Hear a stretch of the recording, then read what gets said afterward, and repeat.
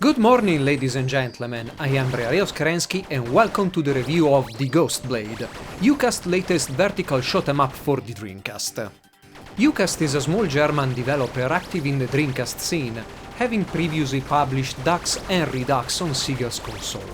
Ghost Blade was originally announced in 2013 and scheduled to be released within that year. Problems, however, kept piling up, including the loss of the main coder, and the game was delayed to the last months of 2015. The development cycle hasn't been nice to Ghost Blade, something that's clear from the very start, right in the title. Sometimes there is the article,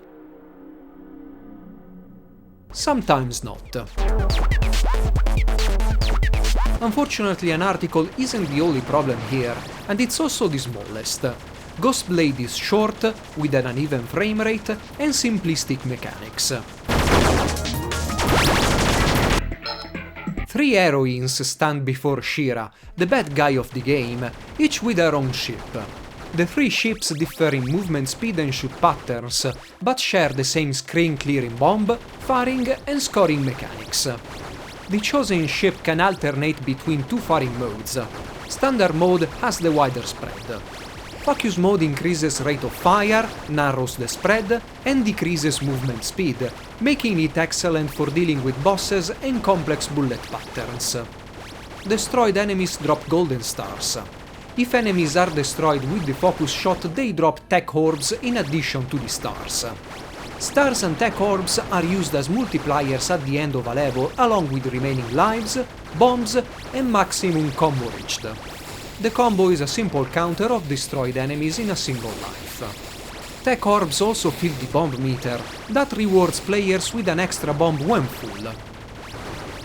This is the whole scoring system, and you might have already noticed a couple of things, like that players are rewarded with bombs and the extra points for using one fire type. In itself, it would be perfectly alright if the bomb meter wouldn't fill incredibly fast and there would be drawbacks in just using the focus shot. Enemy patterns, no matter the level, aren't particularly hard and the lower movement rate isn't that detrimental. Plus, due to how fast the meter fills, the use of bomb is liberal, I'd say. The first 2 levels can be completed with no use of bombs with only minimal experience, and by the 3rd level the bomb stock will be between 8 and 9, allowing to go through any upcoming sticky situation with ease. Bombing doesn't reset the combo counter or works against encountering a special final boss, with the other scoring factors completely overshadowing the lack of bombs at the end of the stage. Bombs are only reset to the initial stock of 3 when continuing or when losing a life and there were less than 3 bombs in the inventory. Lives are awarded with tokens found in stages and by points, and it's easy to rack them up. Developers should have counterbalanced all of this with a multiplier reset, or a malus for bombing at the end of the level, or simply by lowering the rate at which the bomb meter fills. Even without relying on bombs, though, stages are a rather short affair with large bosses pulling less intensive bullet patterns than the level they are in, and it's possible to complete the game with 1 credit within 2 or 3 hours of play.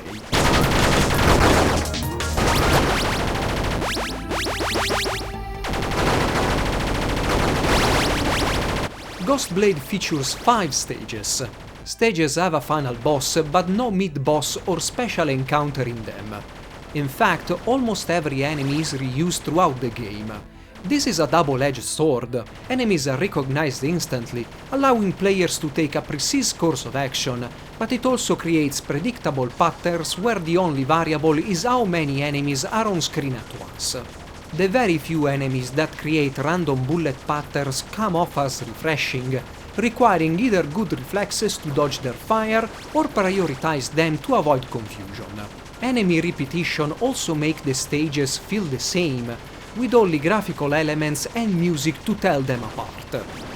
Bosses could have been the highlight of each stage, but their attack patterns are often basic and less troublesome than those faced in the level they protect.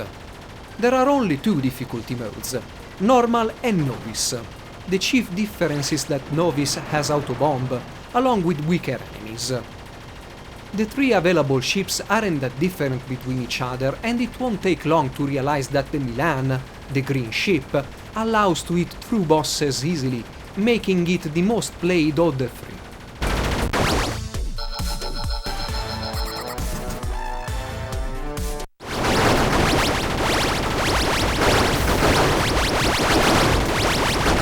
Ghostblade is also plagued by frame rate issues. The first level scrolls decently enough, but everything slows down from the second level onward. From then, Ghostblade's maximum FPS takes a hit and is further plagued by drops when the situation is particularly chaotic, although the perceived graphical level of detail is on par with the first level. Drops happen at random. A section that featured a severe frame drop in one playthrough might not behave the same in the next, or rather a single short drop could become multiple smaller drops. A rule of thumb is that frame rate drops happen when particularly large sprites move around the screen, rather than the number of objects present, and it's not like the Dreamcast can't handle such loads. Even other unlicensed games like Neo XYX have a better and more steady frame rate with the same number and dimension of sprites on screen. Graphics could have very well been Ghostblade's strong point, because a lot of work has gone into every single element.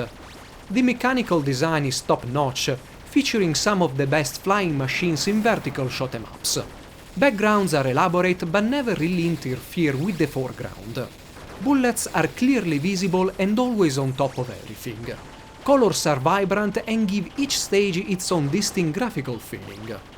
No element is overloaded or devoid of detail, and the whole game offers a coherent presentation. A couple of things I don't like are that the bomb hides the player's ship while in use, and that on the blue ship, the Ghost, the hitbox is not as visible as on the other two. Other than that, and frame rate aside, Ghostblade surely looks lovely.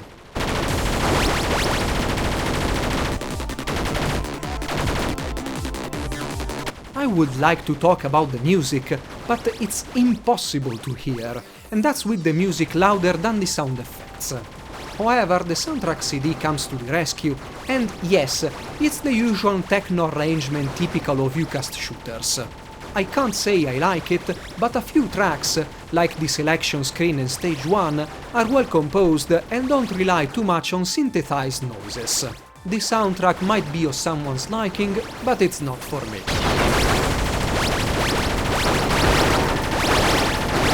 The Dreamcast always had a vast selection of excellent shooters from both professional and unlicensed developers, even after Sega officially ended the console. Simplistic mechanics and scoring hooks, short levels, frame rate issues, and a lack of challenge mar a top-notch design and sadly relegate Ghostblade to the bottom part of the list.